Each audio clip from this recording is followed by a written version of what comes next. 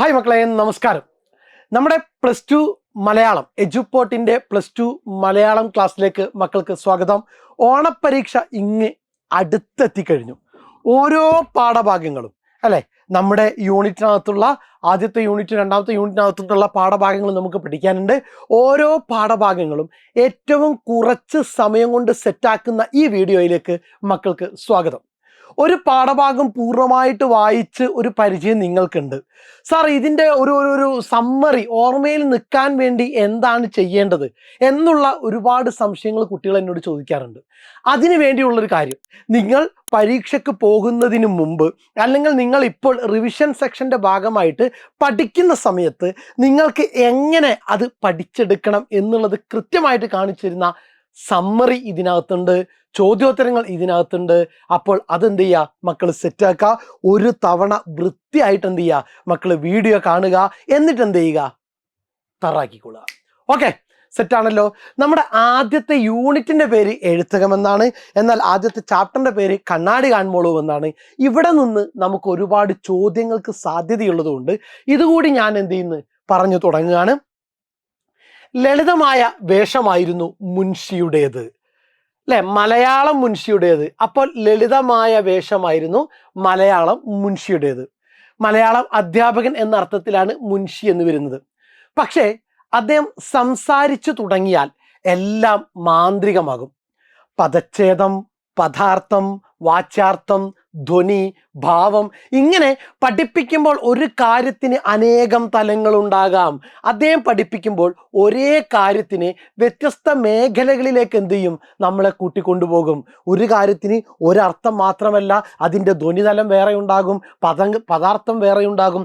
ഇതെല്ലാം എന്ന വലിയ അറിവാണ് എനിക്ക് മലയാളം ക്ലാസ്സിൽ നിന്ന് കിട്ടിയത്. ഒരു പക്ഷേ എൻ്റെ ജീവിതത്തിലെ ഏറ്റവും നല്ല പഠനം അതായിരിക്കണം.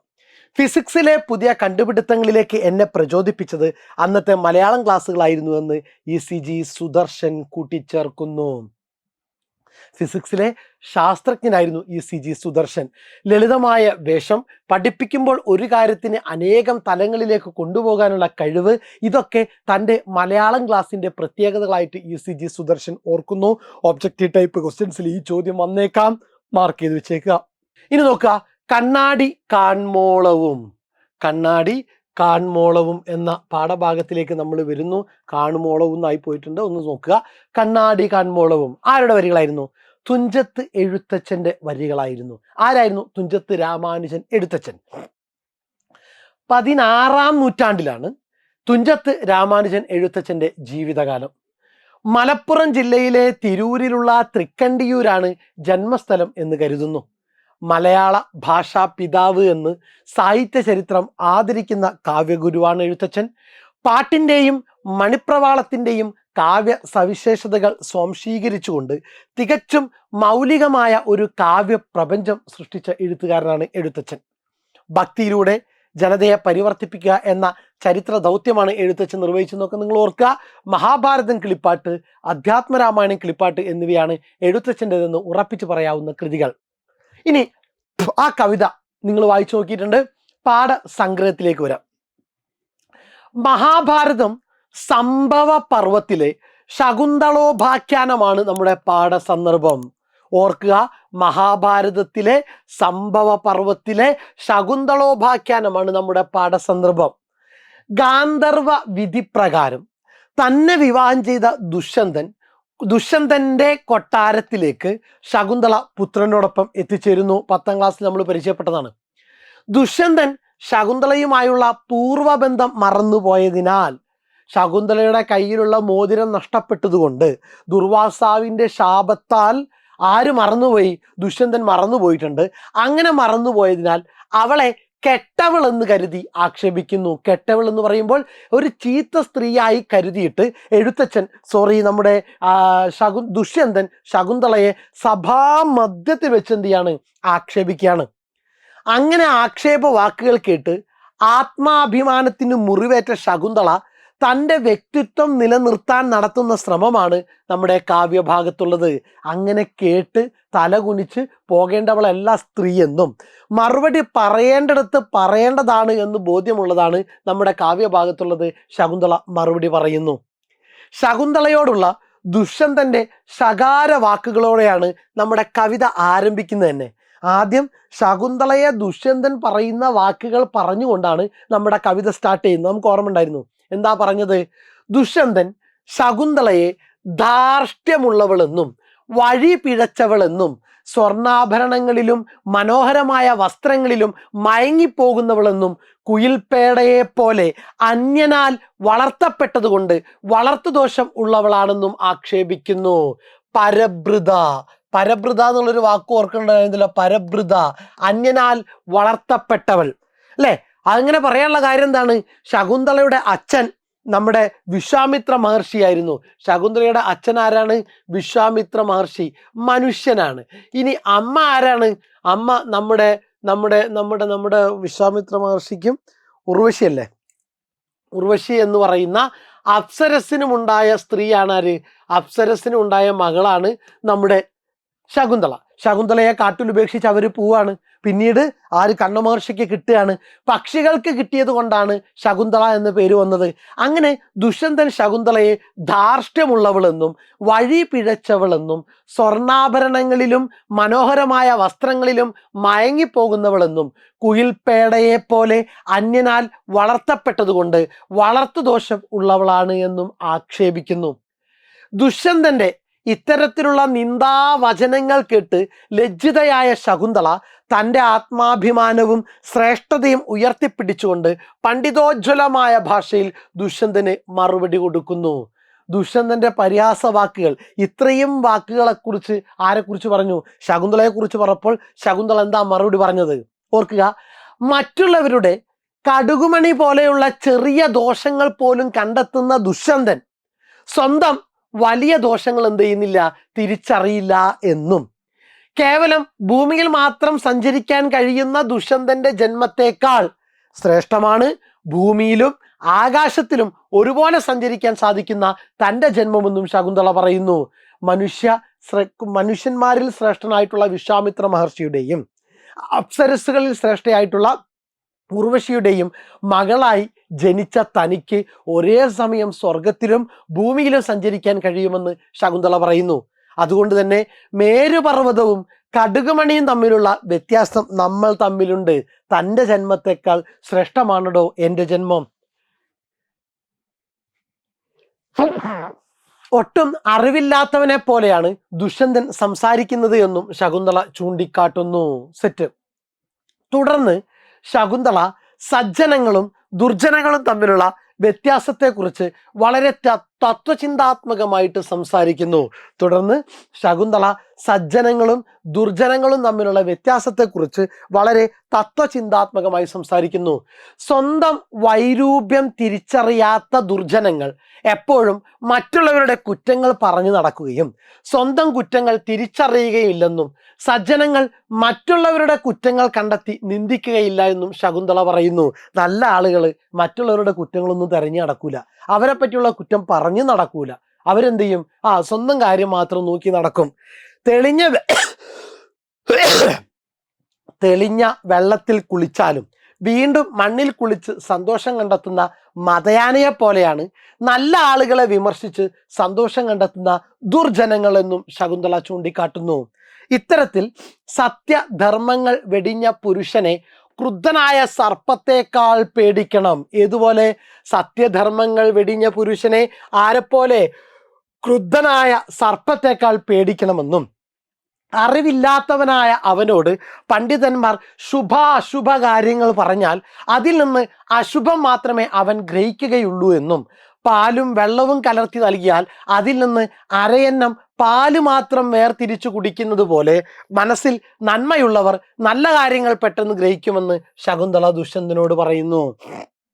അങ്ങനെ സ്ത്രീത്വത്തെ അപമാനിച്ച ദുഷ്യന്തനോട് ശകുന്തള ഇപ്രകാരം പറയുന്ന സമയത്ത് ആകാശത്തു നിന്ന് ഒരു അശരീരി ഉണ്ടാകുകയും ദേവസ്ത്രീ സമയായ ശകുന്തളയെയും സ്വന്തം പുത്രനെയും സ്വീകരിക്കാൻ ദുഷ്യന്തനോട് ആവശ്യപ്പെടുകയും ചെയ്യുന്നു. രാജഭരണം വൈകാതെ മകനെ ഏൽപ്പിക്കണമെന്നും മകൻ ഭരതൻ എന്ന പേരിൽ പ്രസിദ്ധനായി തീരുമെന്നും അശരീരിയിൽ പറയുന്നു. ദേവന്മാരുടെ വാക്കുകൾ ദുഷ്യന്തൻ ശിരസാവഹിക്കുന്നു. തുടർന്ന് ശകുന്തള ഭർത്താവിനോടൊപ്പം സന്തോഷപൂർവ്വം കഴിഞ്ഞു. ഇതായിരുന്നു നമ്മുടെ പാഠഭാഗം. സെറ്റാണല്ലോ. നോക്കുക ചോദ്യോത്തരം. നിന്നുടെ ജന്മത്തെക്കാൾ ശ്രേഷ്ഠം എന്നുടെ ജന്മം എന്ന് ശകുന്തള പറയാനിടയായ സാഹചര്യം വിശദീകരിച്ച് കുറിപ്പ് തയ്യാറാക്കുക. 6 മാർക്കിന് വരുന്ന ചോദ്യമാണ്. നിന്നുടെ ജന്മത്തെക്കാൾ ശ്രേഷ്ഠം എന്നുടെ ജന്മം എന്ന് ശകുന്തള പറയാനിടയായ സാഹചര്യം വിശദീകരിച്ച് കുറിപ്പ് തയ്യാറാക്കുക. നോക്കാം, എഴുത്തച്ഛൻ്റെ മഹാഭാരതം കിളിപ്പാട്ടിലെ സംഭവ പർവത്തിലെ ശകുന്തളോപാഖ്യാനമാണ് പാഠ സന്ദർഭം. ഗാന്ധർവ വിധിപ്രകാരം തന്നെ വിവാഹം ചെയ്ത ദുഷ്യന്തന്റെ കൊട്ടാരത്തിലേക്ക് ശകുന്തള പുത്രനോടൊപ്പം എത്തിച്ചേരുന്നു. സെറ്റ്. ദുഷ്യന്തൻ ശകുന്തളയുമായുള്ള പൂർവബന്ധം മറന്നുപോയതിനാൽ പരുഷ വാക്കുകൾ പറഞ്ഞ് ആക്ഷേപിക്കുന്നു. സെറ്റാണല്ലോ. അമ്മയായ മേനക ഉപേക്ഷിച്ചതിനാൽ അന്യരാണ്, ഉർവശി എന്നാണ് ഞാൻ പറഞ്ഞത്, മേനക ഉപേക്ഷിച്ചതിനാൽ അന്യരാണ് ശകുന്തളയെ വളർത്തിയത്. അതുകൊണ്ട് തന്നെ ശകുന്തളക്ക് വളർത്തുദോഷമുണ്ട്. കാക്കക്കൂട്ടിൽ വളർന്ന കുയിലിനെ പോലെ പരഭൃതയാണ് ശകുന്തള എന്നും ദുഷ്യന്തൻ ആരോപിക്കുന്നു. പരഭൃത എന്നുള്ള വാക്കിന്റെ അർത്ഥം അന്യനാൽ വളർത്തപ്പെട്ടവളാണ് ശകുന്തള എന്നും ദുഷ്യന്തൻ ആരോപിക്കുന്നു. സെറ്റല്ലേ? ഇത്രയും കാര്യം ദുഷ്യന്തൻ പറഞ്ഞു. ഇനി അവിടെ ആര് അഭിമാനം സംരക്ഷിക്കണം? ശകുന്തള. ശകുന്തള എന്ത് പറയുന്നു? ഇങ്ങനെ അപമാനിതയാകുന്ന ശകുന്തള തൻ്റെ ആത്മാഭിമാനം വീണ്ടെടുത്ത് തൻ്റെ ശ്രേഷ്ഠത ദുഷ്യന്തന്റെ മുന്നിൽ ഉയർത്തിക്കാട്ടുന്നു. രാജാക്കന്മാർ പോലും ആദരിക്കുകയും ബഹുമാനിക്കുകയും ചെയ്യുന്ന രാജർഷിയായ വിശ്വാമിത്ര മഹർഷിയുടെയും ദേവലോക സദസ്സിലെ അപ്സര സുന്ദരിയായ മേനകയുടെയും മകളാണ് താൻ. അതുകൊണ്ട് തന്നെ ഈ 2 പേരുടെയും സിദ്ധികൾ തനിക്ക് ലഭിച്ചിട്ടുണ്ട്. ഞാൻ അത്ര നിസ്സാരക്കാരിയല്ല. മനുഷ്യരുടെ കൂട്ടത്തിലെ ഏറ്റവും ശ്രേഷ്ഠനായ വിശ്വാമിത്ര മഹർഷിയുടെയും അപ്സരസിലെ ഏറ്റവും സുന്ദരിയായ മേനകയുടെയും മകളാണ് താൻ. അതുകൊണ്ട് തന്നെ 2 പേർക്കുള്ള കഴിവുകൾ എനിക്കുണ്ട്. ദുഷ്യന്തൻ ഭൂമിയിൽ മാത്രം സഞ്ചരിക്കാൻ കഴിയുന്ന രാജാവാണ്. എന്നാൽ ഭൂമിയിലും ആകാശത്തിലും ഒരേപോലെ സഞ്ചരിക്കാൻ കഴിയുന്ന 2 ലോകത്തിലും സമ്മതയായവളാണ് താൻ. അതിനാൽ തന്നെ ദുഷ്യന്തന്റെ ജന്മത്തെക്കാൾ ശ്രേഷ്ഠം തൻ്റെ ജന്മം തന്നെയാണെന്ന് ശകുന്തള സമർത്ഥിക്കുന്നു. സെറ്റാണല്ലോ. ദെൻ നെക്സ്റ്റ്, തൻ്റെ കൊട്ടാരത്തിൽ എത്തിച്ചേർന്ന ശകുന്തളയെ ദുഷ്യന്തൻ എപ്രകാരമെല്ലാമാണ് അധിക്ഷേപിച്ചത്? ഇപ്പൊ പറഞ്ഞല്ലോ, അത് കുറച്ചുകൂടി ഒന്ന് ഡീറ്റെയിൽ ആക്കുക. 4 മാർക്കിന്റെ ചോദ്യമാണ്. സ്ത്രീകളെ മൊത്തം അധിക്ഷേപിക്കുന്ന വാക്കുകളാണ് ശകുന്തളക്ക് ദുഷ്യന്തനിൽ നിന്ന് നേരിടേണ്ടി വന്നത്. സ്ത്രീകളെ മൊത്തം അധിക്ഷേപിക്കുന്ന വാക്കുകളാണ് ശകുന്തളക്ക് ദുഷ്യന്തനിൽ നിന്ന് നേരിടേണ്ടി വന്നത്. സ്ത്രീകൾ പൊതുവെ ഇല്ലാത്ത വലുപ്പം ഭാവിക്കുന്ന അഹങ്കാരികളാണെന്നും ശകുന്തളയും അത്തരക്കാരിയാണെന്നും ദുഷ്യന്തൻ ആരോപിക്കുന്നു. വഴി പിഴച്ചവളായ ശകുന്തള കുലസ്ത്രീ എന്ന് നടിക്കുന്നവളാണെന്നും ദുഷ്യന്തൻ കുറ്റപ്പെടുത്തുന്നു. സ്വർണ്ണാഭരണങ്ങളിലും മനോഹര വസ്ത്രങ്ങളിലും ആസക്തിയുള്ള ശകുന്തള അത് നേടാൻ വേണ്ടിയാണ് കൊട്ടാരത്തിൽ കളവ് പറഞ്ഞ് എത്തിച്ചേർന്നത് എന്ന് ദുഷ്യന്തൻ ആക്ഷേപിക്കുന്നു. ഇങ്ങനെ കുയിൽപേടയെപ്പോലെ അന്യനാൽ വളർത്തപ്പെട്ടവളാണ് ശകുന്തള എന്നും അതുകൊണ്ട് അവളിൽ വളർത്തു ദോഷവും ദുഷ്യന്തൻ ആരോപിക്കുന്നു. സെറ്റാണല്ലോ. ഓർത്ത് വെച്ചേക്കുക. സ്ത്രീകളെ മൊത്തം അധിക്ഷേപിക്കുന്ന വാക്കുകളാണ് ശകുന്തളക്ക് ദുഷ്യന്തനിൽ നിന്ന് നേരിടേണ്ടി വന്നത്. ഇങ്ങനെ പോയിന്റ് ആക്കിയത് അടുത്ത സാധനം ഇവിടേക്ക് കൊണ്ടുവരണം. ഓർമ്മിക്കാൻ വേണ്ടിയിട്ടാണ് ഇങ്ങനെ എഴുതിയത്. സ്ത്രീകൾ പൊതുവെ ഇല്ലാത്ത വലുപ്പം ഭാവിക്കുന്ന അഹങ്കാരികളാണെന്നും ശകുന്തളയും അത്തരക്കാരിയാണ് എന്നും ആര് സൂചിപ്പിക്കുന്നു? നമ്മുടെ ദുഷ്യന്തൻ ആരോപിക്കുന്നു. വഴി പിഴച്ചവളായ ശകുന്തള കുലസ്ത്രീ എന്ന് നടിക്കുന്നവളാണെന്നും ദുഷ്യന്തൻ കുറ്റപ്പെടുത്തുന്നു. സ്വർണ്ണാഭരണങ്ങളിലും മനോഹര വസ്ത്രങ്ങളിലും ആസക്തിയുള്ള ശകുന്തള അത് നേടാൻ വേണ്ടിയാണ് കൊട്ടാരത്തിൽ കളവ് പറഞ്ഞ് എത്തിച്ചേർന്നത് എന്ന് ദുഷ്യന്തൻ ആക്ഷേപിക്കുന്നു. കുയിൽ പേടയെ പോലെ അന്യനാൽ വളർത്തപ്പെട്ടവളാണ് ശകുന്തള എന്നും അതുകൊണ്ട് അവളിൽ വളർത്തു ദോഷവും ദുഷ്യന്തൻ ആരോപിക്കുന്നു. സെറ്റ്. ദെൻ നെക്സ്റ്റ്, തന്നെ അധിക്ഷേപിക്കുന്ന ദുഷ്യന്തനോടുള്ള പ്രതികരണമായി ശകുന്തള പറയുന്ന ലോക തത്വങ്ങൾ വിശദമാക്കുക. തന്നെ അധിക്ഷേപിക്കുന്ന ദുഷ്യന്തനോടുള്ള പ്രതികരണമായിട്ട് ശകുന്തള പറയുന്ന ലോക തത്വങ്ങൾ വിശദമാക്കുക. അരപ്പുറമാണ്. 4 മാർക്കിനുള്ള ചോദ്യമാണ്. നോക്കുക എങ്ങനെ എഴുതാം. പണ്ഡിതന്മാരായ ആളുകൾ പോലും അന്യരുടെ കടുകുമണി പോലത്തെ ദോഷങ്ങൾ ഉടനെ കണ്ടെത്തുകയും വലുതായ സ്വന്തം ദോഷങ്ങൾ തിരിച്ചറിയുകയും ചെയ്യുന്നില്ല. സ്വന്തം മുഖം കണ്ണാടിയിൽ കാണുന്നത് വരെ അത് ഭംഗിയുള്ളതാണെന്ന് വിചാരിക്കുന്ന വിരൂപന്മാർ സ്വന്തം കുറ്റങ്ങൾ തിരിച്ചറിയാതെ മറ്റുള്ളവരുടെ കുറ്റങ്ങൾ പറഞ്ഞു നടക്കും. സെറ്റാണല്ലോ. സ്വന്തം മുഖം കണ്ണാടിയിൽ കാണുന്നത് വരെ അത് ഭംഗിയുള്ളതാണെന്ന് വിചാരിക്കുന്ന വിരൂപന്മാർ സ്വന്തം കുറ്റങ്ങൾ തിരിച്ചറിയാതെ മറ്റുള്ളവരുടെ കുറ്റങ്ങൾ പറഞ്ഞു നടക്കും. ഇനി കുറവുകളില്ലാത്തവർ മറ്റുള്ളവരുടെ കുറ്റങ്ങൾ കണ്ടെത്തി നിന്ദിക്കുകയില്ല. തെളിഞ്ഞ വെള്ളത്തിൽ കുളിച്ചാലും വീണ്ടും മണ്ണിൽ കുളിച്ച് സന്തോഷം കണ്ടെത്തുന്ന മതയാനയെ പോലെയാണ് നല്ല ആളുകളെ നിന്ദിച്ച് സന്തോഷം കണ്ടെത്തുന്ന ദുർജനങ്ങൾ എന്നുകൂടി ആര് പറയുന്നു? നമ്മുടെ പാഠഭാഗത്ത് ശകുന്തള ദുഷ്യന്തനോട് പറയുന്നു. ഇനി സത്യധർമ്മങ്ങൾ വെടിഞ്ഞ പുരുഷനെ ക്രുദ്ധനായ സർപ്പത്തേക്കാൾ പേടിക്കേണ്ടതുണ്ട്. സത്യവും ധർമ്മവും വിട്ട് പെരുമാറുന്ന പുരുഷനെ ക്രുദ്ധനായ സർപ്പത്തേക്കാൾ പേടിക്കേണ്ടതുണ്ട്. അറിവില്ലാത്തവനായ അവനോട് പണ്ഡിതന്മാർ ശുഭാശുഭ കാര്യങ്ങൾ പറഞ്ഞാൽ അതിൽ നിന്ന് അശുഭം മാത്രമേ അവൻ ഗ്രഹിക്കുകയുള്ളൂ. പാലും വെള്ളവും കലർത്തി നൽകിയാൽ അതിൽ നിന്ന് അരയന്നം പാല് മാത്രം കുടിക്കുന്നത് പോലെ മനസ്സിൽ നന്മയുള്ളവർ നല്ല കാര്യങ്ങൾ പെട്ടെന്ന് ഗ്രഹിക്കുമെന്ന് ആര് പറയുന്നു? ശകുന്തള കൂട്ടിച്ചേർക്കുന്നു. സെറ്റാണല്ലോ. ഇത്രയും ചോദ്യോത്തരങ്ങൾ പാഠഭാഗ സംഗ്രഹം മക്കളെ സെറ്റാക്കിക്കോ. ഇനി ഈ പാഠഭാഗം എന്തില്ല മറന്നു പോകില്ല. മറക്കാതെ നിങ്ങളുടെ അഭിപ്രായം തീർച്ചയായിട്ടും കമന്റ് ബോക്സിൽ എന്ത് ചെയ്യണം? നിങ്ങൾ രേഖപ്പെടുത്തണം. ഒന്ന് ഇഷ്ടപ്പെട്ടെങ്കിൽ ലൈക്ക് ചെയ്തേക്കണം. Okay, thank you.